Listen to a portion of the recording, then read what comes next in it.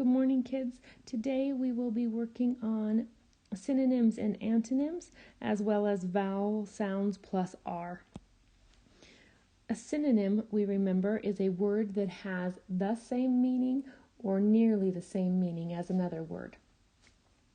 We also have antonyms, and antonyms are words that have opposite meanings.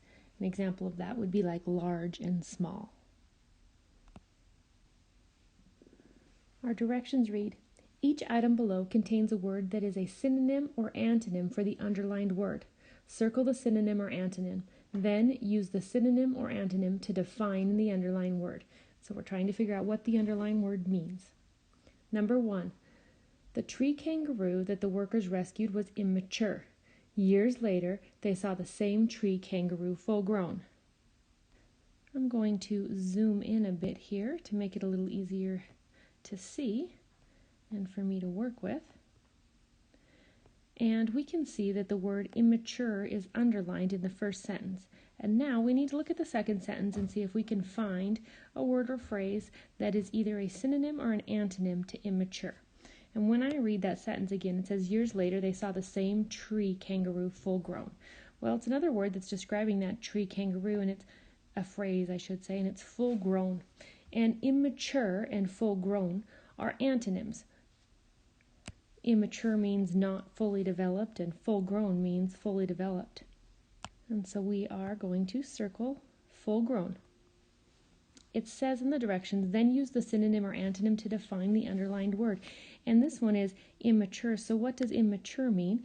And we would say not full grown. You could also say not fully developed. There's different ways you could define that word immature, but not full grown will work.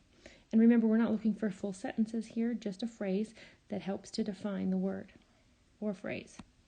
Let's look at number 2. It says, if we all work together, wild creatures such as tree kangaroos can be safe and no longer threatened.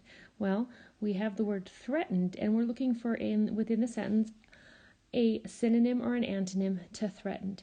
And we have the word safe. And so we look at safe, and we know that safe and threatened are antonyms. They mean the opposite. And threatened we could define as potential harm. I'm just going to write harm on the line there. So for the rest of this page, you're going to do the same thing, and you're going to work your way through number 3 through 8. You can pause the video here, or you can keep going, and we'll head to the next page. This week for spelling, we have vowel plus R sounds. And here we're using words that best complete each analogy. An analogy is a comparison between two things, typically for the purpose of explanation or clarification. And you can see in mine there, written twice. Let me fix that. So in number 1, it says, king is to robe as knight is to blank.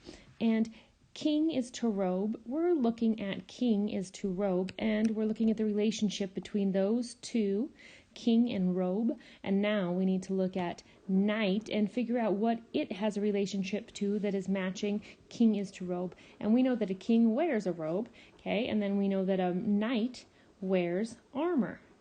And so on line number 1, we're going to write armor. A-R-M-O-R, armor. We're going to also look at number 5, and number 5 reads, attack is to defend as condemn is to, and we know that attack and defend are opposites. So to condemn someone, the opposite of to condemn would be to pardon. And you think of this in terms of a judge providing a pardon to somebody who's been accused of a crime. P-A-R-D-O-N. You can finish 2 through 4 and 6 through 10 on your own. We don't do the challenge down below, so you can put a line through that. When you've finished, make sure you attach a picture of your work and turn it in on Teams, please. Thank you.